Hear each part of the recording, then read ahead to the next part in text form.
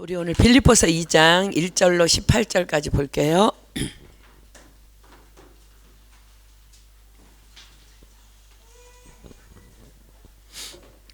빌립보서 2장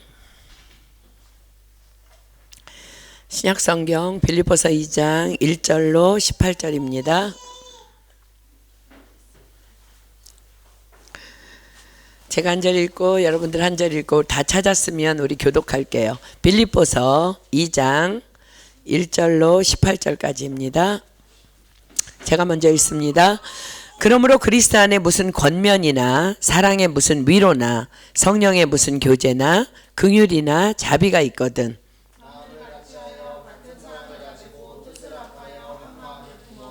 아무 일에든지 다툼이나 허영으로 하지 말고 오직 겸손한 마음으로 각각 자기보다 남을 낮게 여기고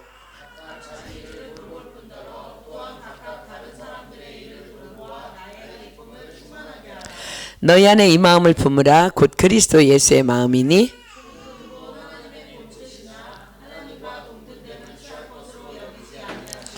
오히려 자기를 비워 종의 형체를 가져 사람들과 같이 되었고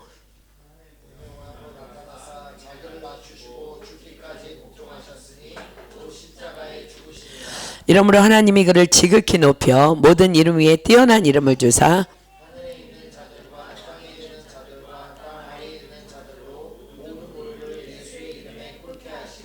모든 힘으로 예수 그리스도를 주라 시인하여 하나님 아버지께 영광을 돌리게 하셨느니라.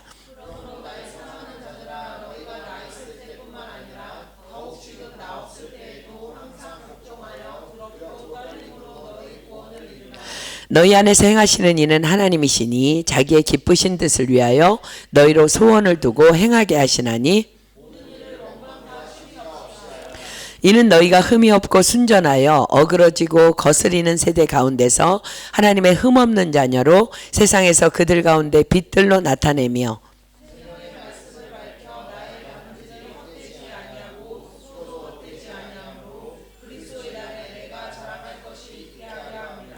만일 너희 믿음의 재물과 봉사 위에 내가 나를 관제로 드릴지라도 나는 기뻐하고 너희 무리와 함께 기뻐하리니 이와 같이 너희도 기뻐하고 나와 함께 기뻐하라. 아멘.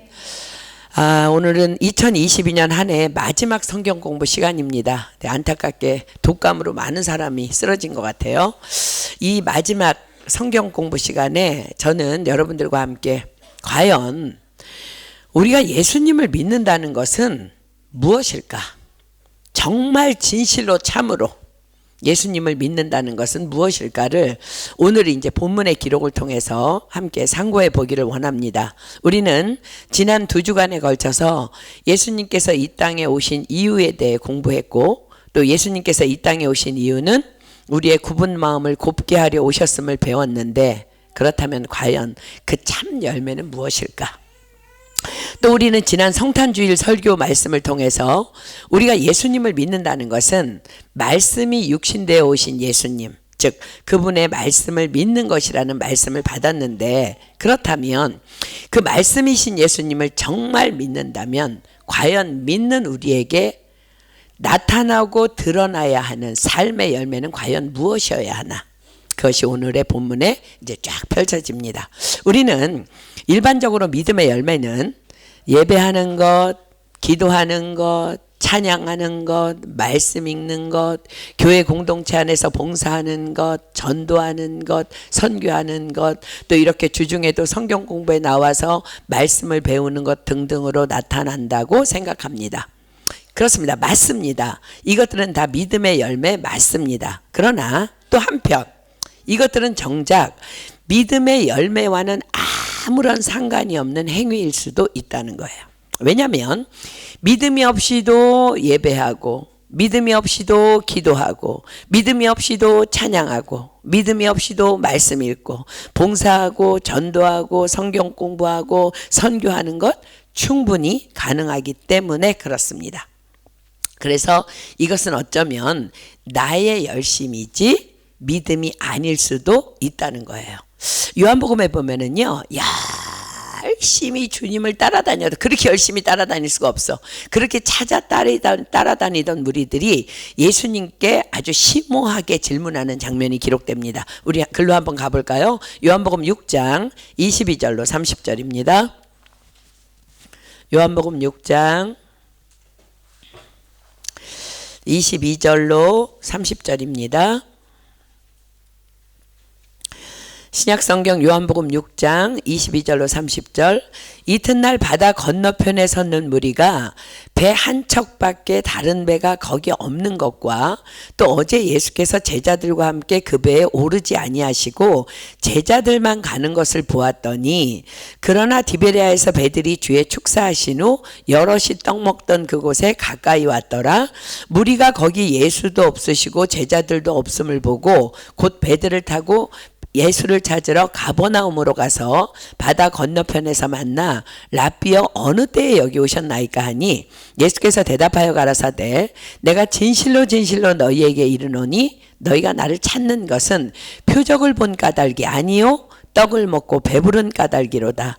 썩는 양식을 위하여 일하지 말고 영생하도록 있는 양식을 위하여 하라. 이 양식은 인자가 너희에게 주리니 인자는 아버지 하나님의 인치신 자니라.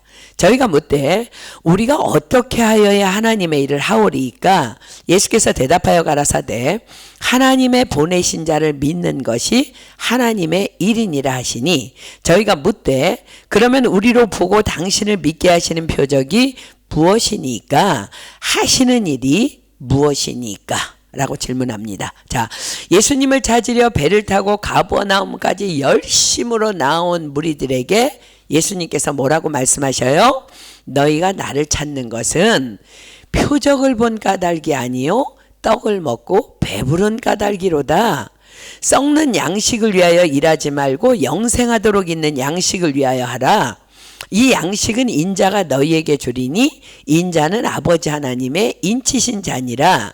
그러자 그 무리들이 이분이 자기를 인자라고 하는 것까지는 아는데 지금 무슨 말씀을 하시는지 전혀 이해하지 못해서 뭐라고 지금 질문해요? 우리가 어떻게 하여야 하나님의 일을 하오리까? 그러자 예수님께서 뭐라고 말씀하세요? 하나님의 보내신 자를 믿는 것이 하나님의 일이니라. 그러자 무리들이 다시 이렇게 질문하죠. 그러면 우리로 보고 당신을 믿게 행하시는 표적이 무엇입니까? 하시는 일이 무엇입니까? 자, 사랑하는 여러분, 우리도 오늘 이 무리들처럼 예수님을 만나러 이 자리에 달려 나왔습니다. 혹 어떤 사람은 독감으로 아픔에도 불구하고, 또 혹 어떤 사람은 일터에서 오느라고 많이 피곤함에도 이 자리에 왔어요. 그런데 왜 나오셨습니까? 혹 예수님의 무리를 향한 책망처럼 우리도 예수님을 믿으면 육적으로 배부를까봐는 아닙니까? 주께서 말씀하십니다. 썩는 양식을 위하여 일하지 말고 영생하도록 있는 양식을 위하여 하라. 하나님의 보내신 자를 믿는 것이 하나님의 일이니라. 자, 그렇다면 우리 중에도 혹 이런 질문이 있을 수 있어요. 그러면 우리로 보고 당신을 믿게 행하시는 표적이 무엇입니까? 하시는 일이 무엇입니까? 자, 표적이라는 것은요, 영어로 사인이에요. 사인은요, 그 사인을 보고 그것을 따라가는 거예요. 그러니까 예수님 말씀하시잖아요. 너희들이 오병이어의 기적을 일으킨 그 사인, 내가 하나님으로서 왔다는 그 사인, 그걸 너희들이 본 게 아니라 먹고 배불렀기 때문이라는 거야. 즉 당신이 하나님께로부터 보냄을 받았다는 그럼 사인이 뭐냐? 사인이 많았어요. 사인이 뭐냐는 거예요. 또 그래서 하나님께서 보내신 당신이 하시는 일은 뭐냐는 거예요.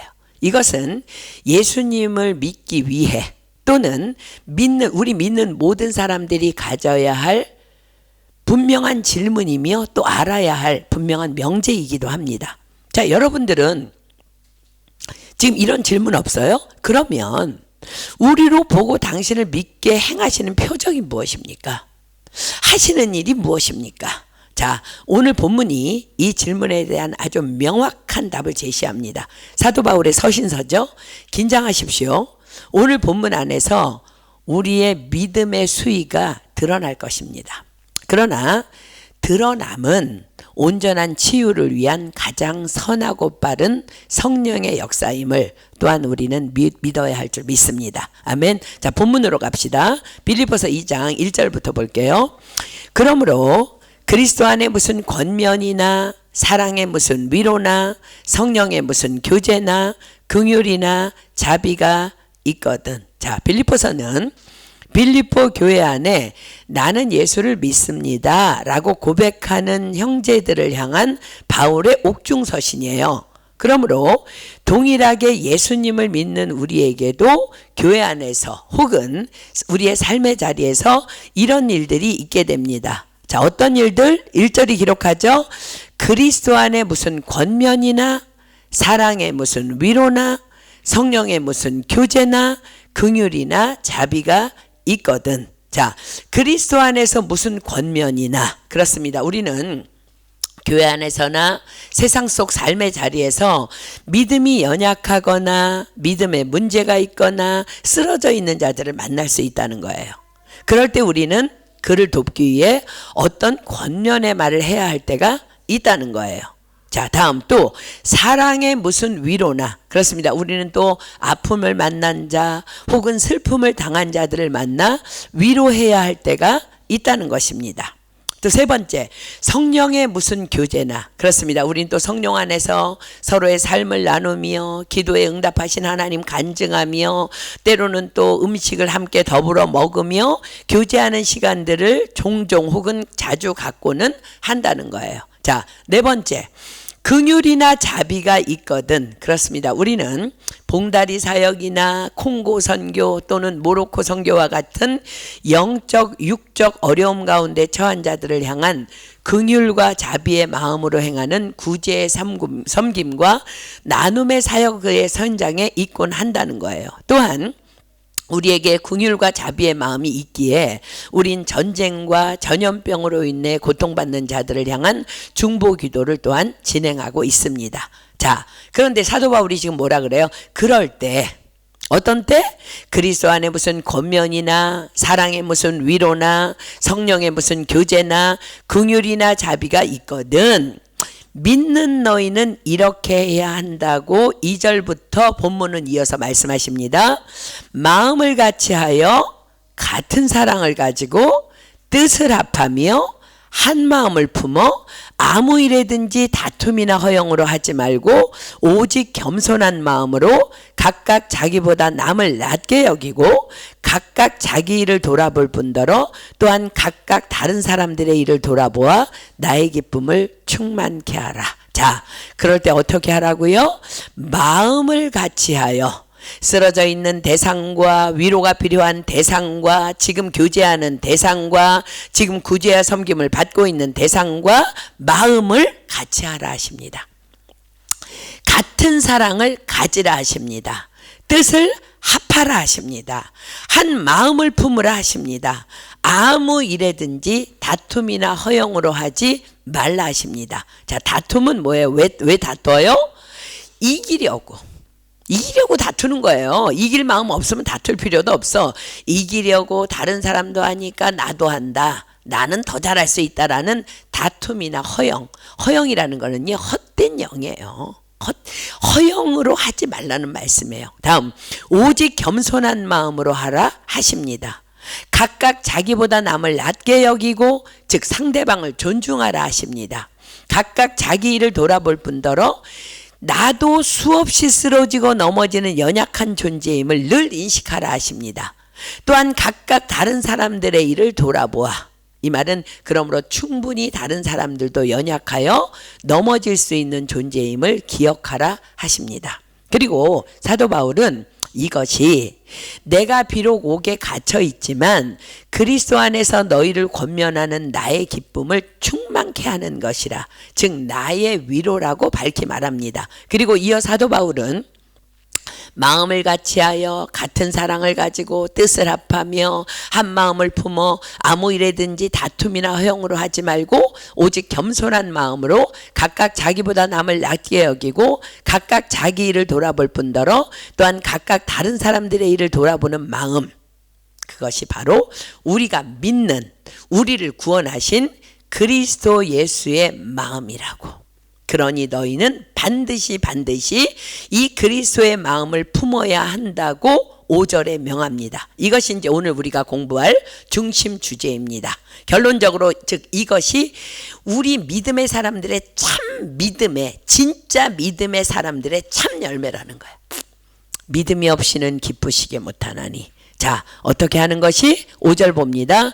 너희 안에 이 마음을 품으라 곧 그리스도 예수의 마음이니.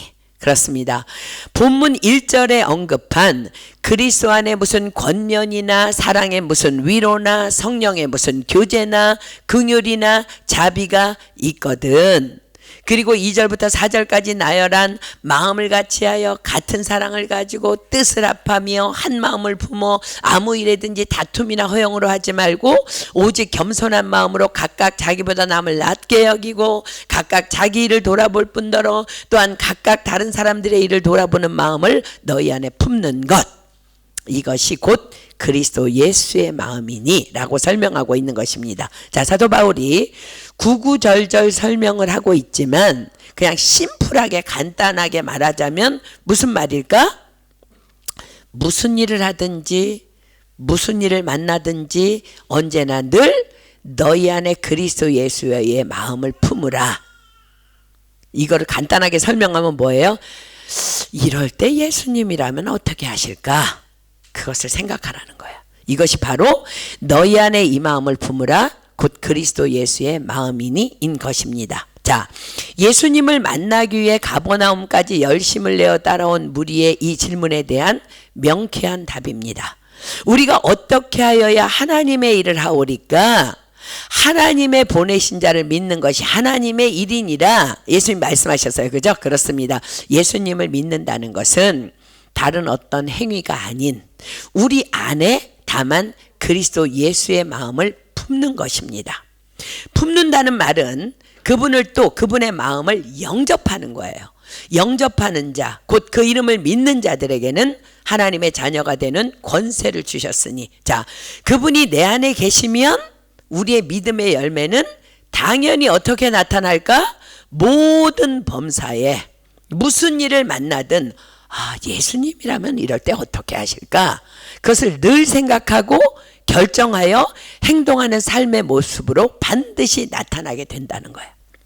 이것이 바로 하나님이 보내신 자 예수님을 믿는 하나님의 일인 것입니다.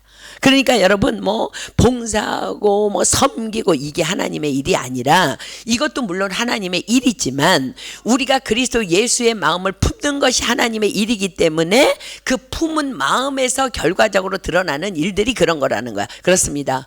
우리는 겉으로는 똑같은 모습으로 예배하고 똑같은 모습으로 기도하고 똑같은 모습으로 찬양하고 봉사하고 나누고 섬기고 전도하고 선교할 수 있어요. 그러나 그의 내면에 과연 그리스도 예수의 마음을 품고 하고 있느냐 아니냐는 천국과 지옥을 가를 만큼의 엄청난 차이가 나는 믿음의 문제라는 것을 우리는 기억해야 된다는 거야. 자, 여러분들 지난 한 해를 돌아보십시오. 2022년 이제 며칠 안 남았는데 여러분들은 과연 지금 예수님 믿은 지 지금 한두 달 된 사람 여기 아무도 없어. 지금 되려면 아주 성숙해갖고 익어도 푹 익은 사람들만 여기 모였는데, 여러분들은 과연 매 순간 무엇을 하든 어떤 결정 앞에서든 그리스도 예수의 마음을 품고 이럴 때 예수님이라면 어떻게 하셨을까? 그러니까 나도 이렇게 해야지를 생각하며 행동하는 한 해였는지 여러분들 자신을 돌아보세요. 우리는 2022년 한 해 동안 적지 않게 많은 하나님의 일들을 해왔습니다. 일터에서 이웃들을 섬겼고, 가정에서 가족들을 섬겼고, 교회 공동체를 섬겼고, 예배를 섬겼고, 또 하루 3번 다니엘 기도를 해왔고, 파리티디를 섬겼고, 봉다리 사역을 통해 노숙자들을 섬기는 등등의 많은 일들을 해왔어요. 그런데 그 일들이 과연 내 안에 그리스도 예수의 마음을 품은 진짜 하나님의 일이었냐는 거예요. 주께서 말씀하십니다. 하나님의 보내신 자를 믿는 것이 하나님의 일이니라. 너희 안에 이 마음을 품으라 곧 그리스도 예수의 마음이니. 그렇습니다. 우리 안에 그리스도 예수의 마음이 없이는 아무리 많은 일을 했다 할지라도 그것은 그저 내 열심일 뿐이지 하나님의 일을 한 것이 아니라는 거예요. 오늘 우리 안에 이 하나님의 일이 온전히 회복되는 역사가 있기를 간절히 소망하며 축복합니다. 아멘. 자, 그렇다면 이젠 가버나움까지 예수님을 찾아온 무리들의 두 번째 질문의 답으로 한번 가볼까요? 두 번째 질문이 뭐였어요? 그러면 우리로 보고 당신을 믿게 하시는 표적이 무엇입니까? 하나님 보내신 자를 믿는 것이 하나님의 일이래. 그러니까 그들이 두 번째 질문하죠. 그러면 우리로 보고 당신을 믿게 행하시는 표적이 무엇입니까? 하시는 일이 무엇이니까? 자, 이 질문에 대한 명쾌한 대답이 다시 본문 6절부터 펼쳐집니다. 6절입니다. 그는 근본 하나님의 본체시나 하나님과 동등됨을 취할 것으로 여기지 아니하시고 오히려 자기를 비워 종의 형체를 가져 사람들과 같이 되었고 사람의 모양으로 나타나셨음에 자기를 낮추시고 죽기까지 복종하셨으니 곧 십자가에 죽으심이라. 그렇습니다. 이것이 바로 예수님께서 우리에게 당신을 믿게 하시는 표적이며 그분이 하신 일이십니다. 그렇습니다. 그분은 예수님은 근본 하나님의 본체이십니다. 즉 그분은 하나님이라는 거예요. 하나님. 그러나 그분은 죄악된 우리의 구원을 위해 그분의 영광을 비우셨습니다. 기록하죠. 오히려 자기를 비워 종의 형체를 가져. 그렇게 자기를 비워 종의 형체를 가지시고 사람들과 같이 되시어 사람으로 이 땅에 오시어 자기를 낮추시고 죽기까지 하나님께 복종하심으로 십자가에 죽으셨다는 것. 이것이 오리지널 그리스도 예수의 마음이라는 것. 이것이 우리에게 보여주시는 표적이라는 것.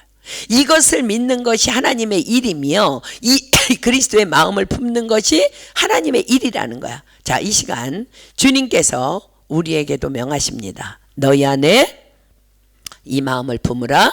곧 그리스도 예수의 마음이니. 자, 그런데 왜 우리는 그토록 이 마음을 품기가 그렇게 어려울까? 뭐 그렇게 잘 살았냐고 물어보지 않아도 지금 다 뭐 잘 못 사는 건 다 지금 드러나고 있죠? 답은요, 나를 비우지 않기 때문이에요. 나를 비우지 않기 때문에.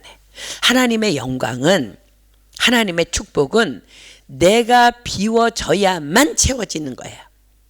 그렇다면 우리는 우리의 무엇을 비워야 할까? 자, 기억하십시오. 우리가 2주 동안 공부했어요. 하나님이 사람을 정직하게 지으셨으나 사람은 많은 꾀를 낸 것이니라. 그렇습니다.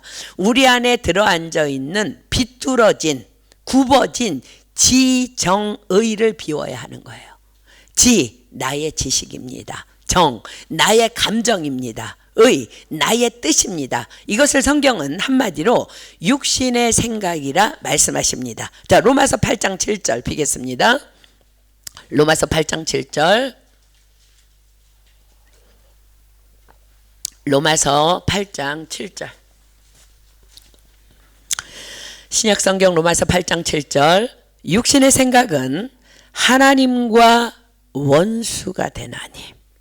우리 안에 들어있는 굽어진 지정의, 하나님의 말씀이 아닌, 하나님의 뜻이 아닌 정말 죄된 본성으로 꾀되어서 들어앉아 있는 그 육신의 생각은 하나님과 원수가 되나니 이는 하나님의 법에 굴복치 아니할 뿐 아니라 할 수도 없음이라. 그렇습니다.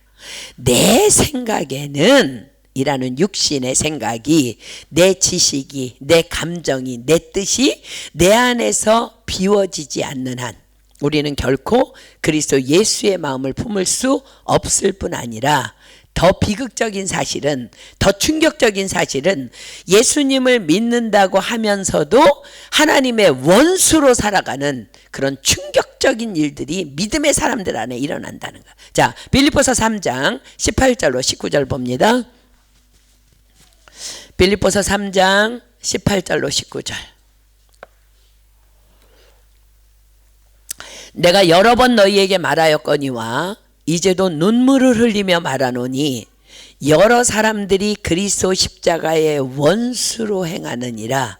저희의 마침은 멸망이요 저희의 신은 배요 그 영광은 저희의 부끄러움에 있고 땅의 일을 생각하는 자라. 자, 사랑하는 여러분, 우리는 어느 나라의 시민권자입니까? 하늘나라 시민권자 맞습니까? 그렇다면 하늘나라의 시민권자답게 살아야 하는 거예요. 땅의 나라 사람처럼 살면 그리스도와 원수라는 거야. 그것은 어떻게 시민권자답게 살 수 있어요? 그것은 오직 하나, 자기를 비워 종의 형체를 가지시고 죽기까지 복종하신 그 그리스도 예수의 마음을 품고 사는 것입니다. 자, 빌립보서 3장 20절로 21절 이어봅니다. 우리의 시민권은 하늘에 있는지라 거기로서 구원하는 자 곧 주 예수 그리스도를 기다리노니 그가 만물을 자기에게 복종케 하실 수 있는 자의 역사로 우리의 낮은 몸을 자기 영광의 몸의 형체와 같이 변케 하시리라. 아멘입니까? 그러나 우리는 그리스도를 믿는다고 하면서 얼마나 가짜로 살아가는지요. 사회 속에서, 가정 안에서, 심지어 그리스도의 몸된 교회 안에서조차도 예수님의 마음은 없습니다. 말씀은 암송하고 하는데, 여러분들 오늘 이 자리에 성경 공부 나와서 지금까지 찾은 말씀 중에 모르는 거 뭐 있어요? 다 아는 말씀이잖아, 그지? 말씀은 암송도 하고 말씀은 하는데 그분의 마음이 없어. 늘 내가 옳고 내 결정이 바르고 내가 최고입니다. 그래서 내 마음에 조금만 안 들어도 눈을 흘기고 얼굴을 찌푸리고 기어이 한마디 해야 속이 시원해. 혹은 겉으로는 교묘히 티를 내지 않지만 판단과 손가락질과 못마땅함이 속으로 가득합니다. 사랑하는 여러분, 그러나 하나님은 절대로 속지 않으십니다. 그분은 지금도 가짜와 진짜를 다 알고 계시다는 거예요. 자, 잠언 15장 3절로 갑니다. 잠언 15장 3절. 여호와의 눈은 어디서든지, 자, 주님은 이 자리에도 계시죠? 두세 사람이 내 이름으로 모인 곳에 내가 너희와 함께함이라. 여호와의 눈은 어디서든지 악인과 선인을 감찰하시느니라. 감찰이라는 것은요, 내 안에 숨겨진 속마음까지도 낱낱이 다 아신다는 말씀이에요. 과연 나는 지금 이 하나님의 감찰하심 앞에서 부끄러움 없는 그리스도인 맞습니까? 정말 그리스도 예수의 마음을 품고 있는 참 그리스도인 맞습니까? 그러하기에 매 순간 예수님이라면 어떻게 하실까 생각하며 나를 쳐서 복종시키며 낮추며 십자가를 지는 고통이 있다 할지라도 그리스도 예수의 마음을 품고 그분의 마음으로 살고 있는지 여러분 스스로에게 질문해 보십시오. 그런데 더 놀랍고 충격적인 사실은요, 그러지 못하고 있음에도 불구하고 우리는 감히 너무 담대히 내 아랠 것을 막 기도로 너무 당당하게 아뢰면서 오늘도 하나님의 영광을 구하고 있다는 거예요. 그러나 여러분, 성경은 분명히 기록합니다. 요한일서 3장 20절로 22절입니다. 요한일서 3장 20절로 22절. 요한일서 3장 20절로 22절. 우리 마음이 혹 우리를 책망할 일이 있거든. 하물며 우리 마음보다 크시고 모든 것을 아시는 하나님일까 보냐. 사랑하는 자들아, 만일 우리 마음이 우리를 책망할 것이 없으면 하나님 앞에서 담대함을 얻고 무엇이든지 구하는 바를 그에게 받나니 이는 우리가 그의 계명들을 지키고 그 앞에서 기뻐하시는 것을 행함이라. 자, 사랑하는 여러분, 오늘 본문은 우리에게 과연 어떤 사람이 기도의 응답을 받으며 과연 어떤 사람을 하나님께서는 당신의 영광 가운데 거하게 하시는지를 분명하게 보여주십니다. 자, 본문 9절부터 봅니다. 이러므로 하나님이 그를 지극히 높여 모든 이름 위에 뛰어난 이름을 주사. 자, 이름으로 하나님이 그를 지극히 높여. 무엇에 대한 이름으로예요? 그는 근본 하나님의 본체시나 하나님과 동등됨을 취할 것으로 여기지 아니하시고 오히려 자기를 비워 종의 형체를 가져 사람들과 같이 되었고 사람의 모양으로 나타나셨음에 자기를 낮추시고 죽기까지 복종하셨으니 곧 십자가에 죽으심이라. 그렇습니다. 그분은 그분의 영광을 버리고 비우고 자신을 낮추시고 죽기까지 복종하심으로 십자가에 죽으셨습니다. 이름으로 하나님이 그를 지극히 높여입니다. 이름으로. 이것이 선행되어졌기 때문에. 그런데 우리는 내 권리, 내 뜻, 내 감정, 내 유익을 버리지 못하고 자기 중심주의의 삶을 뻔뻔하게 살아가면서도 당연히 기도의 응답을 바라며 내 뜻대로 이루어지지 않으면 투덜투덜 하나님을 원망합니다. 자, 보십시오. 그러나 성경은 내 권리, 내 주장, 내 자리에서 내려와 자신을 낮추시고 죽기까지 복종하신 예수님의 영광만을 다만 기록할 뿐입니다. 자, 9절입니다.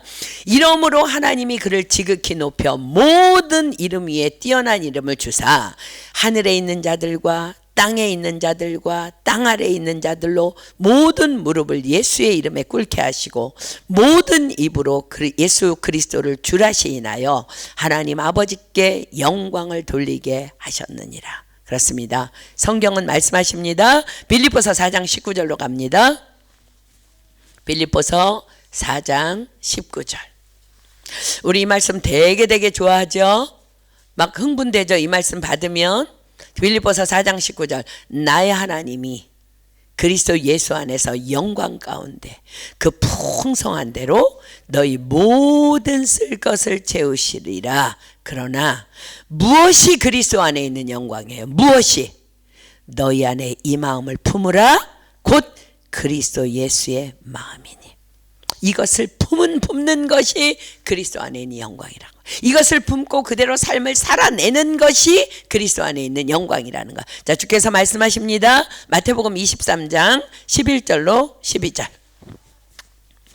마태복음 23장 11절로 12절입니다.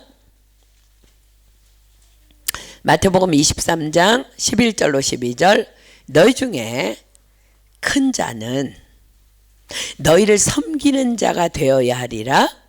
누구든지 자기를 높이는 자는 낮아지고 누구든지 자기를 낮추는 자는 높아지리라. 자, 누가복음 17장 33절입니다. 누가복음 17장 33절. 누가복음 17장 33절입니다. 지금 다 그리스도 예수의 마음이 다 나오고 있죠.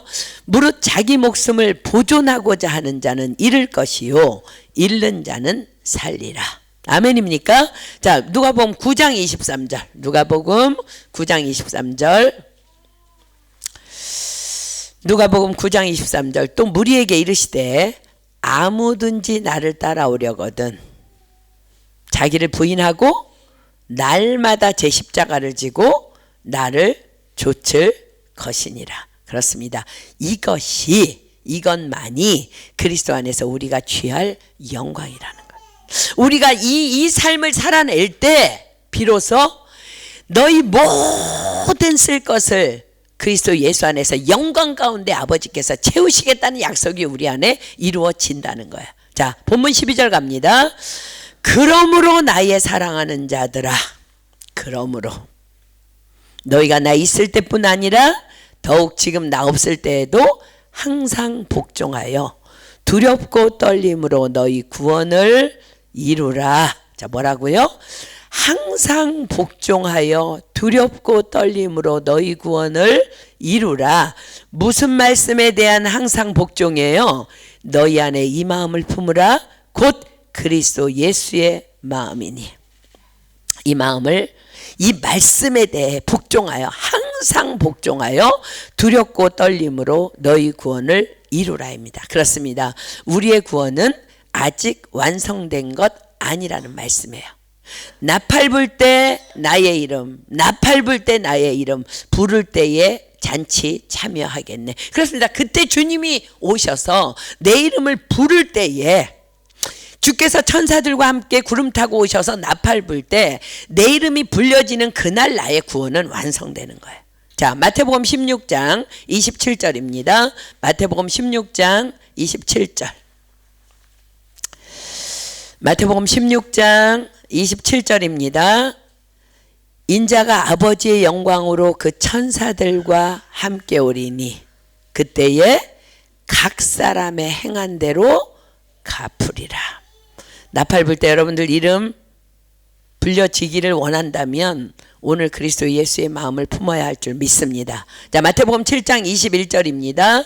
마태복음 7장 21절. 마태복음 7장 21절. 나더러 주여 주여 하는 자마다 천국에 다 들어갈 것이 아니요 다만 하늘에 계신 내 아버지의 뜻대로 행하는 자라야 들어가리라. 그러므로 그때까지 우리는 두렵고 떨림으로 말씀에 복종함으로 우리의 구원을 이루어 가야 하는 것입니다. 얼마 전에 제가 한국에서 기도원에 있을 때요. 저희 이제 매일 말씀 묵상을 이제 누군가로부터 전해받고 계신 한국에 계신 한 분이 이제 카톡을 통해서 질문을 해왔어요. 오늘 말씀 묵상 중에 구원은 이루어가는 것이라 하셨는데 예수님을 믿으면 구원 받은 것 아닌가요? 저는 이신층의 죄인이 오직 믿음으로만 의롭다고 칭함을 받는다. 행위로는 구원받을 수 없다고 알고 있는데요. 이런 질문을 해왔어요. 그렇습니다. 오직 믿음으로 구원받는 것 맞아요. 우리는 그 누구도 행함으로 구원받을 수 없어. 그러나 그것은요, 우리가 주 예수를 믿으라 그리하면 너와 내 집이 구원을 얻으리라는 것은요, 그것은 구원의 문에 들어갈 자격을 얻은 거예요. 우리는 예수를 믿을 때에 구원의 문에 들어갈 자격을 얻은 거야. 프랑스 국적을 취득한 자는 프랑스인이 된 거예요. 그죠? 그러나 그가 국법을 어긴다면 프랑스인이라는 이유로 감옥에 가는 것을 사면받게 됩니까? 절대 그렇지 않습니다. 프랑스인이라 해도 국적을 받았다 해도 감옥에 가야 합니다. 법을 어겼으면. 프랑스인이라면 프랑스인답게 나라의 법을 지키며 존중하며 살아갈 때 비로소 진정한 프랑스가 주는 혜택들을 누리게 된다는 거예요. 마찬가지로 우리가 예수님을 믿기로 결정했을 때 우리의 시민권은 이미 하늘에 있습니다. 자, 그렇다면 그래서 요한계시록에 보면요, 책이 2권이 나와요. 예수를 믿은 자 생명책에 기록돼 있어. 그 다음에 한 권은 뭐예요? 행함대로 기록된 거. 심판받는다는 거야. 그 이름을 펴놓고. 여러분 똑똑히 기억하십시오. 그렇다면 시민권자다운 삶을 살아가며 그날을 준비할 때 비로소 그날에 우리가 그 나라에 들어간다는 거야. 자, 시민권자다운 삶 어떤 삶이에요? 너희 안에 이 마음을 품으라. 곧 그리스도 예수의 마음이니. 이 마음을 품고 우리는 오늘도 두렵고 떨림으로 구원을 이루어 가야 하는 것입니다. 여러분 아까 우리 찬양했잖아. 그분이 십자가에 달려 죽으심으로 우리가 은혜로 내가 구원받은 것 하나님의 은혜고 지금까지 살아온 거 은혜인데 개떡같이 살면 어떻게 천국 시민이 돼? 앞뒤가 안 맞는 말이에요. 구원받고 은혜를 받고 그분의 은혜를 받았으면 그분의 은혜에 보답하는 양으로 거룩하게 살아가는 거야. 그분의 그리스도의 마음을 품고 나도 어떤 상황에서도 낮아지는 거야. 쳐서 복종하는 거야. 섬기는 거야. 그리스도 예수의 마음으로 아무도 판단하지 아니하고 원수도 사랑하며 그것이 그리스도의 마음이잖아요. 자, 에베소서 2장 비겠습니다. 에베소서 2장 20절로 22절. 에베소서 2장 20절로 22절입니다. 신앙생활하는 거 만만하게 보지 마십시오. 깨어 긴장해야 되는 삶의 연속이에요. 그럴 때 나팔 불 때 우리는 우리의 이름이 불려지는 거야. 에베소서 2장 20절로 22절. 너희는 사도들과 선지자들의 터 위에 세우심을 입은 자라. 자, 지금 세우심을 입고 있는 거야. 교회 안에서 교회 안에 영적 리더를 통해서 여러분들이 지금 말씀을 받고 있잖아. 이것이 사도들과 선지자들의 터 위에 세우심을 지금 입고 있는 거라는 거야. 그리스도 예수께서 친히 모퉁이 돌이 되셨느니라. 그런데 우리는 누구를 믿는 거예요? 예수 그리스도를. 그 안에서 건물마다 서로 연결하여 주 안에서 성전이 되어 가고, 너희도 성령 안에서 하나님의 거하실 처소가 되기 위하여 예수 안에서 함께 지어져 가느니라. 아멘입니까? 그래서 사도 바울도요 이렇게 고백하는 거예요. 고린도전서 9장 25절로 27절. 우리는 사도 바울 같은 사람들 보면은 저 사람 구원이 완성됐지, 나팔 불 때 사도 바울 이름 당연히 불리지. 그러나 그 사람이 어떻게 살기 때문에, 어떤 삶을 살았기 때문에 나팔 불 때 주의 이름 불림을 받을 거라는 확신이 우리 안에 있을까? 자, 고린도전서 9장 25절로 27절이 기록합니다. 이기기를 다투는 자마다 모든 일에 절제하나니 저희는 썩을 면류관을 얻고자 하되 우리는 썩지 아니할 것을 얻고자 하노라. 그러므로 내가 다름질하기를 향방 없는 것 같이 아니하고 싸우기를 허공을 치는 것 같이 아니하여 내가 내 몸을 쳐 복종하게 함은 내가 남에게 전파한 후에 자기가 도리어 버림이 될까 두려워함이로라. 아멘입니까? 여러분들 여러분의 몸을요 쳐서 복종시키지 않으면 절대로 그리스도 예수의 마음 품을 수 없어요. 우리는 자연적으로 육신의 생각이 들어와 있어. 내가 내 몸을 쳐 복종하고 기도하고 엎드릴 때에 성령이 내 안에 오셔서 나의 육신의 마음을 다 소멸하여 주시고 우리가 그 그리스도의 마음을 계속 품을 수 있도록 간직할 수 있다는 거야. 자, 빌립보서 3장 12절로 14절 봅니다. 빌립보서 3장 12절로 14절. 자, 보세요. 사도 바울이 고백합니다. 내가 이미 얻었다 함도 아니요 온전히 이루었다 함도 아니라 오직 내가 그리스도 예수께 잡힌 바 된 그것을 잡으려고 쫓아가노라. 형제들아, 나는 아직 내가 잡은 줄로 여기지 아니하고 오직 한 일, 즉 뒤에 있는 것은 잊어버리고 앞에 있는 것을 잡으려고 표대를 향하여 그리스도 예수 안에서 하나님이 위에서 부르신 부름의 상을 위하여 쫓아가노라. 아멘입니까? 여러분들 어제까지 오늘 이 시간 성경 공부 오는 시간까지 아무리 잘했어도 그거는 다 잊어버려야 돼. 지금부터 표대를 향해서 나가지 않는다면, 신앙생활이 중단된다면 우리는 허당이라는 거. 허당. 저는 교회 열심히 나오다가 실족해서 교회 안 나온 사람 너무 안타까워. 너무 안타까워. 어쩌자고 그런 결정을 했는지. 여러분, 내가 이미 얻었다 함도 아니요 온전히 이루었다 함도 아니라고 사도 바울이 지금 고백하고 있잖아요. 우리는 지금까지 잘해왔다 할지라도 선줄로 생각하면 넘어질까 조심하며 오직 한 일, 즉 뒤에 있는 것 잊어버리고 앞에 있는 것을 잡으려고 표대를 향하여 그리스도 예수 안에서 하나님이 위에서 부르신 부름의 상을 위하여 우리도 함께 쫓아가야 할 줄 믿습니다. 아멘. 그렇습니다. 주께서 말씀하십니다. 영접하는 자, 곧 그 이름을 믿는 자들에게는 하나님의 자녀가 되는 권세를 주셨으니, 자, 그렇담 오늘 우리가 믿음으로 반드시 그리고 분명히 영접해야 할 말씀 뭘까? 너희 안에 이 마음을 품으라. 곧 그리스도 예수의 마음이니. 여러분들이 오늘 이 말씀 영접해야 돼요. 영접해서 모셔드려야 해. 모셔드려도 지금 그렇게 살 수 있을까 말까인데 한 귀로 듣고 한 귀로 흘리지 말라는 거야. 영접해서 모셔드릴 때 이 말씀이 우리로 그리스도 예수의 마음으로 살게 역사하신다는 약속이에요. 이 말씀을 내 안에 영접하여 모셔드릴 때 우리는 이 땅에서도 하나님의 자녀된 권세를 누리며 또 하늘나라에서도 영원하신 하나님의 품에 안기게 될 줄 믿습니다. 또한 영접하면 하나님께서 친히 이루시는 거예요. 자, 본문 13절 봅니다. 우리가 너희 안에 이 마음을 품으라.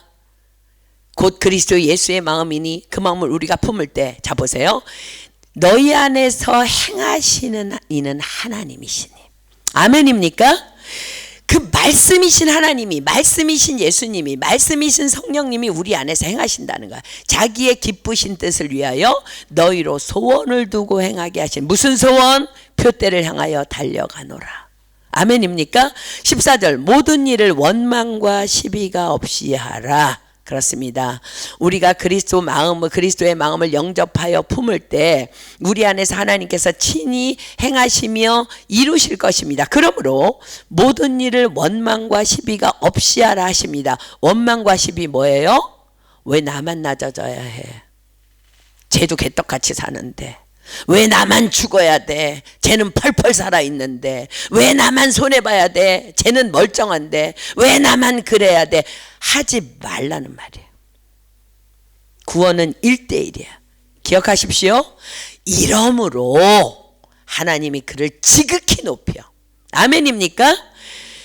자기를 낮추고 자기를 비워서 죽기까지 복종하고 십자가를 지셨으므로 하나님이 그를 지극히 높여 모든 무릎을 그 이름에 꿇게 하시고입니다. 그것을 기억해야 된다는 거예요. 그렇습니다. 하나님이신 예수님이 저와 여러분 까닭에 자기를 낮추시고 버리신 것이 우리로 그분을 믿게 하는 분명한 표적인 것입니다. 자, 15절입니다.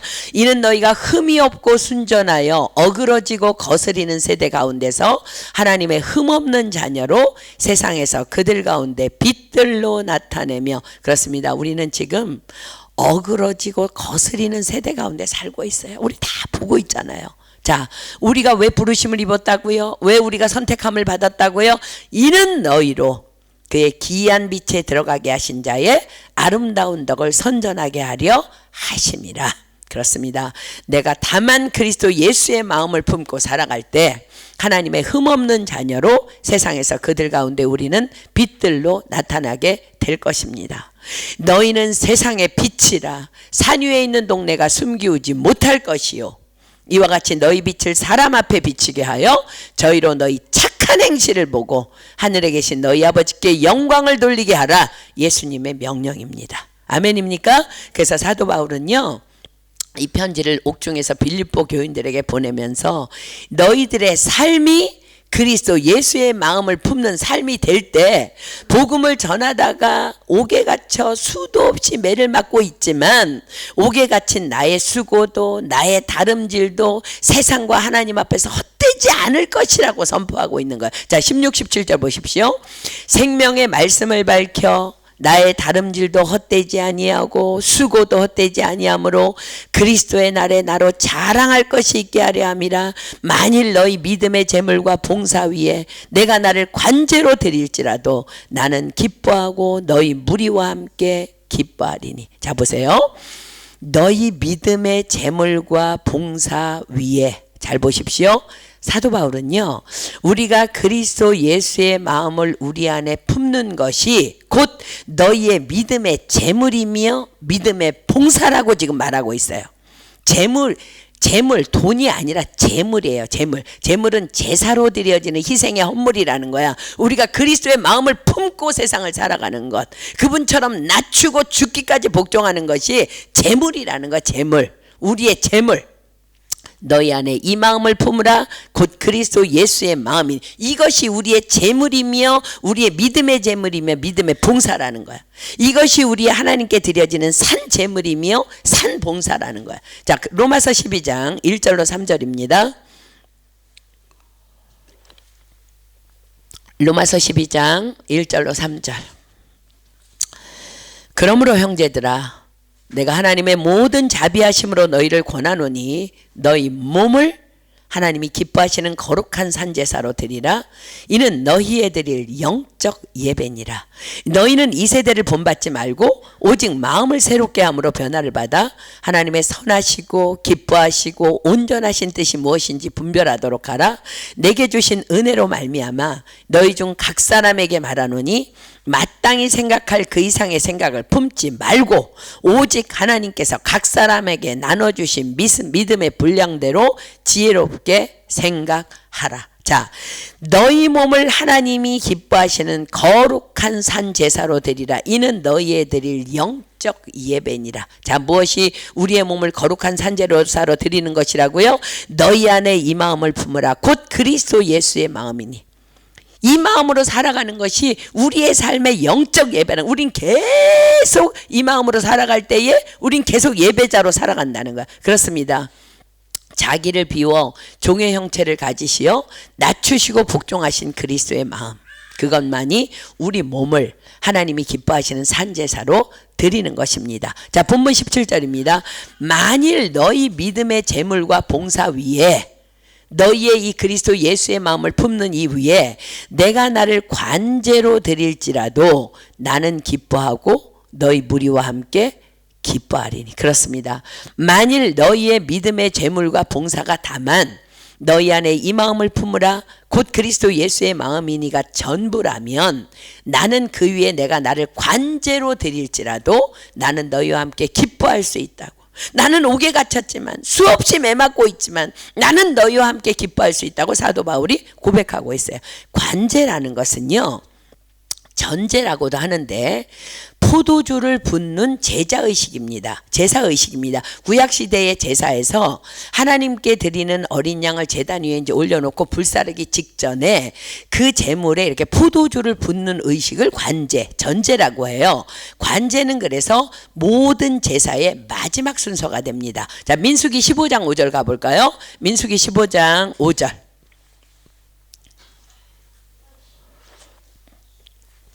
민수기 15장 5절입니다. 민수기 15장 5절입니다. 번제나 다른 제사로 드리는 제물이 어린 양이면 전제로 관제라고도 한다 그랬죠. 포도주 한 흰의 4분 1을 예비할 것이요. 자, 여기다 손가락 끼워놓고 민수기 28장 3절로 4절 갈게요. 민수기 28장 민수기 15장 5절에 손가락 끼워놓으시고 민수기 28장 3절로 4절 갑니다. 또 그들에게 이르라 너희가 여호와께 드릴 화제는 이러하니 1년 되고 흠없는 수양을 매일 둘씩 상번제로 드리되 한 어린 양은 아침에 드리고 한 어린 양은 해질 때에 드릴 것이요. 자, 화제는 제단의 불을 이용해서 그 위에 제물을 태워드리는 제사를 화제라 그래요. 그러니까 상번제는 항상 드리는 번제야. 늘 드리는 번제. 번제도 그러니까 화제죠. 자, 이제 15장 5절로 한번 와보세요. 흰 뭐라 그래요? 전제로 포도주 한 흰의 4분의 1을 예비하래. 관제로 드릴 것이 포도주 한 흰의 4분의 1이야. 그러니까 흰은 기름이나 포도주의 양을 잴 때 이제 사용했던 단위인데 한 흰은 약 3.6리터에 해당합니다. 그러므로 포도주 한 흰의 4분의 1이면 90ml 정도 되죠. 그러니까 이제 대략 우리가 이제 이해하기 좋게 1리터에 해당하는 포도주를 이제 어린 양에게 붓게 되는 거예요. 구약의 제사에서의 전제, 즉 관제는 십자가에서 피 흘려 죽으심으로 우리의 구원을 완성하신 예수 그리스도의 보혈을 예표합니다. 일반적으로 이렇게 체중이 약 60kg인 사람은요, 혈액량은 약 4.5리터, 그리고 이제 70kg 정도인 사람은 약 5리터인데 출혈이 조금 있다고 해도 이제 혈액량은 거의 일정하게 이제 우리 몸은 유지한다고 해요. 그러나 출혈량에 비례해서 위험도가 증가되잖아요. 증가되는데 출혈량이 전체 40%가 넘으면은 이제 사망이라고 합니다. 그런데 지금 보세요. 하나님께서 명하신 대로 아침 저녁으로 매일 2번의 상번제를 드린다면 관제로 포도주가 하루에 약 2리터 정도가 필요한 거예요. 2리터 정도가 쏟아 부어지는 거야. 그렇다면 사도 바울의 만일 너희의 믿음의 재물과 봉사 위에 내가 나를 관제로 드릴지라도, 이 고백이 무슨 의미가 될까? 그렇습니다. 빌립보 교회의 성도들의 믿음이 그리스도 예수의 마음을 품는 데까지 이를 수만 있다면, 너희들이 이렇게 살 수만 있다면 난 나의 목숨도 아깝지 않다는 거야. 난 그 일을 위해 나의 생명을 다 쏟아붓도록까지 기꺼이 복음을 위해 기쁨으로 내 목숨을 바치겠다는 고백이에요. 여러분, 그렇기 때문에 지금 오늘의 이 말씀은요, 여러분들이 오늘 성경 공부에 나와서 들었으니까 들어도 되고 안 들어도 되는 것이 아니라 이거는 우리 그리스도를 믿는 그리스도인의 믿음의 열매이기 때문에 반드시 그리스도 예수의 마음을 품는 것은 우리 신앙생활의 가장 기초이며 가장 중요한 요소가 된다는 거. 그러니까 우리가 이것 없으면 가짜 그리스도인이에요. 가짜. 얼마나 많아 가짜가. 교회 안에 얼마나 가짜가 많아. 여러분 둘러보세요. 그리스도 예수의 마음을 품은 자들을 찾기가 힘들어. 그러나 오늘 우리 모두에게 이 그리스도 예수의 마음이 듬뿍 품어져서 우리에게 절대로 떠나지 않도록 우리는 죽는 날까지 이 마음을 간직해야 될 줄 믿습니다. 아멘. 자, 과연 사도 바울은요, 이 편지를 유언적으로 빌립보 교회에 보낸 후에 디모데에게 보낸 마지막 서신을 끝으로 칼로 못베임을 받아서 순교하게 됩니다. 이게 진짜 관제로 드려진 거죠. 피가 철철 흘려지면서 관제로 드려진 거죠. 자, 마지막 18절 봅니다. 이와 같이 너희도 기뻐하고 나와 함께 기뻐하라. 바울은요, 자신의 죽음을 알았던 거예요. 그러므로 나의 죽음에 대하여 기뻐하라는 유언적인 편지, 유언적인 언어예요. 자, 너희 안에 이 마음을 품으라. 즉 그리스도 예수의 마음이니. 그렇습니다. 우리의 시민권은 다만 하늘에 있기에 우리가 다만 이 마음만 품는다면 바울의 죽음도 나의 죽음도 성도들의 죽음도 기뻐해야 될 기쁨이 된다는 거예요. 아멘입니까?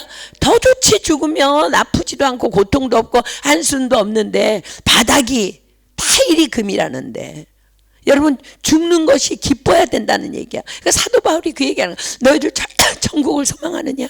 그리스도 예수의 마음을 품고 살으라는 거야. 그럴 때 죽음도 기쁨이 된다는 거야. 아멘입니까? 자, 사랑하는 여러분, 그렇다면 우리는 이 그리스도의 마음을 놓치지 않고 주님 오시는 날까지 그 나팔 불 때 나의 이름 불리기 위해서, 품기 위해서 무엇을 해야 할까? 무엇을 해야 할까? 그렇습니다. 끊임없는 기도입니다. 그래서 성경은 쉬지 말고 기도하라 그토록 명하고 계신 거예요.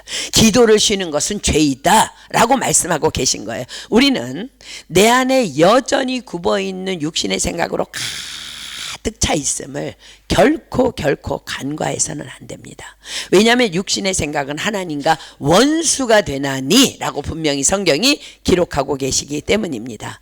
얼마나 많은 크리스천들이 그럼에도 불구하고 기도를 만홀히 여기며 전혀 두려움 없이 불감증으로 살아가는지 몰라요. 기도는 우리에게 생명을 전달해 주는 우리의 호흡줄이에요. 호흡줄. 기도할 때만이 성령께서 우리 안에 오셔서 우리 안에 육신의 생각들을, 성령은 불이라 그랬어, 소멸시켜 주심으로 우리가 그리스도 예수의 마음을 품을 수 있는 것입니다. 그분이 오셔서 불로 소멸시켜 주실 때 우리가 비워지잖아. 그때 그리스도 예수의 마음이 우리를 가득 채운다는 거. 기도할 때만이 성령께서 우리의 바른 길을 지도해 주시는 것입니다. 그러나 또한 기도도 그리스도의 마음으로 기도해야 함을 또 잊지 말아야 돼요. 눈 감고 그냥 기도하고 있다고 기도가 아니라는 거예요. 우리는 지금 벌써 3년 가까이 코로나 사태를 위해 또 더불어 우크라이나 전쟁과 각 나라와 위정자들을 위해 기도해 오고 있습니다. 과연 우리의 이 기도도 그리스도 예수의 마음을 품고 해야 하는 거예요. 과연 예수님이라면 이 기도를 어떻게 하실까 생각하며 기도해야 된다는 거야. 그냥 시간 냈으니까 왈랄랄라 하지 말고 정말 주님께서 어떻게, 주님이라면 어떻게 기도하실까? 이 전쟁을 위해서 어떤 아픈 마음으로, 이 코로나를 위해서 어떤 마음으로, 지금 여러분 미국이 난리가 났어요. 50개 주 중에 48개 주가 폭설, 폭우, 한파, 마이너스 50도. 지금 막 사람이 막 죽어가고 있어. 2개 주만 놔두고 크리스마스 전야부터 지금까지 올 연말에 이거는 재앙이에요. 우리는 그 땅을 위해서 어떤 마음으로 기도해야 합니까? 어떤 마음으로? 자, 과연 예수님이라면 이 기도를 어떻게 하실까? 자, 예수님의 겟세마네 기도, 즉 십자가를 지시기 위해 예수님이요 그냥 쉽게 지신 거 아니에요. 자신을 비우고 낮추시고 복종하기 위해서 어떻게 기도하셨는지 우리 가보겠습니다. 누가복음 22장 42절로 44절입니다. 누가복음 22장 42절로 44절. 예수님의 마음을 품은 자는요 기도도 예수님같이 하는 거예요. 그렇지 않으면은 우리가 그리스도의 마음 품을 수 없다는 거예요. 자, 보십시오. 십자가를 지기 전에 겟세마네에서 하신 예수님 기도죠. 가라사대 아버지여, 만일 아버지의 뜻이거든 이 잔을 내게서 옮기시옵소서. 얼마나 고통스러운 걸 알면 그렇습니다. 여러분, 그리스도의 마음을 품고 산다는 거 쉬운 거 아니라는 거 기억하십시오. 그러나 내 원대로 마옵시고 아버지의 원대로 되기를 원하나이다 하시니 사자가 하늘로부터 예수께 나타나 힘을 돕더라. 얼마나 기도를 간절히 했으면 힘을 도와 천사들이 와서 예수께서 힘쓰고 애써 더욱 간절히 기도하시니 땀이 땅에 떨어지는 핏방울같이 되었더라. 자, 예수님의 기도는 이러했는데 여러분의 기도는 어떻습니까? 어떻습니까? 여러분들의 기도 오늘 다 회개하십시오. 그리스도의 예수의 마음을 품는다는 것은 기도도 그렇게 하는 거야.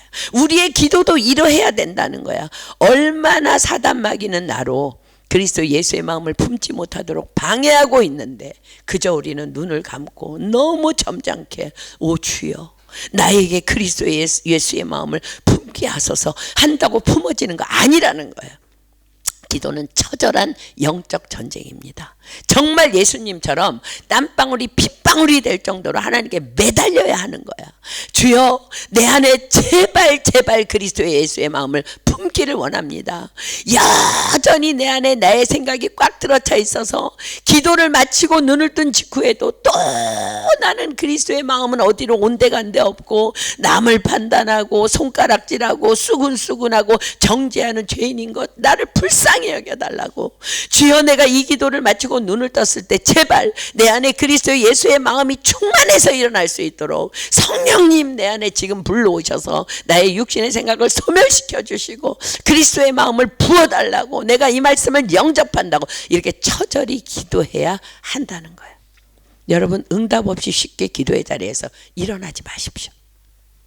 만약 우리 안에 믿는다고 하면서도 그리스도 예수의 마음을 품고 있지 않고 있다면 우리의 믿음은 그냥 꽝이야. 꽝 알죠? 꽝이 뭔지. 피 흘려 싸우며 기도해야 합니다. 십자가의 원수로 살지 않도록 매 순간 처절히 기도해야 합니다. 그래서 우리도 예수님처럼 그 죽으면 살게 되고 져야만 승리하는 그 하나님의 영광을 마음껏 누리며 살아야 하지 않겠습니까? 아멘. 이제 2022년이요 며칠 정말 안 남았어요. 저는 우리 모두가 그리스도 예수의 마음을 품고 2023년 새해를 맞이하는 축복을 누리게 되기를 간절히 소망하고 소원합니다. 아멘. 저 또한 사도 바울처럼 여러분들의 예수님을 믿는 믿음의 재물과 믿음의 봉사가 다만 너희 안에 이 마음을 품으라 곧 그리스도 예수의 마음이니가 될 수만 있다면 저 또한 나를 관제로 드릴지라도 나는 기뻐하고 여러분들과 함께 기뻐하기를 소망합니다. 아멘입니까? 자, 말씀을 맺습니다. 진짜 그리스도인의 믿음의 열매는 뭐라고요? 우리 안에 그리스도 예수의 마음을 온전히 품고 살아가는 것. 그래서 매 순간 예수님이라면 어떻게 했을까? 정말 여러분들 꼴보기 싫은 사람 많아요. 분노할 일 너무 많아요. 판단할 일 많아요. 그러나 진짜 크리스찬이라면 그리스도의 예수의 마음을 온전히 품고 이럴 때 예수님이라면 어떻게 하셨을까? 그걸 결정하고 살아가는 거예요. 아니면 다 가짜입니다. 오늘까지 우리가 가짜였다 할지라도 오늘 진짜로 거듭나기를 예수님의 이름으로 축복합니다. 오늘 다 리얼 크리스찬으로 일어나기를 예수님의 이름으로 축복합니다. 자, 주께서 이 시간 명하십니다. 너희 안에 이 마음을 품으라 곧 그리스도 예수의 마음이니 그러므로 나의 사랑하는 자들아 항상 복종하여 두렵고 떨림으로 너희 구원을 이루라. 아멘. 우리 찬양하고 기도하겠습니다. 내 안에 사느니 예수 그리스도니. 여러분 우리가 그리스도 예수의 마음을 품을 때 내 안에 예수님이 사는 거예요. 이 찬양 목이 메어 아무리 해도요 여러분들이 그리스도 예수의 마음을 품지 않고 그 말씀을 영접하지 않으면요 그분은 우리 밖에 살지 안에 살지 않으세요. 문 밖에서 두드리다가 그냥 지치시는 거야. 자, 오늘 그분의 말씀을 영접하며 내 안에 사는 이 예수 그리스도니 나의 죽음도 유익함이라 정말 믿음으로 우리 찬양하고 오늘 정말 예수님처럼 겟세마네 기도에서 기도하신 그 예수님처럼 오늘 우리 함께 기도했으면 좋겠습니다.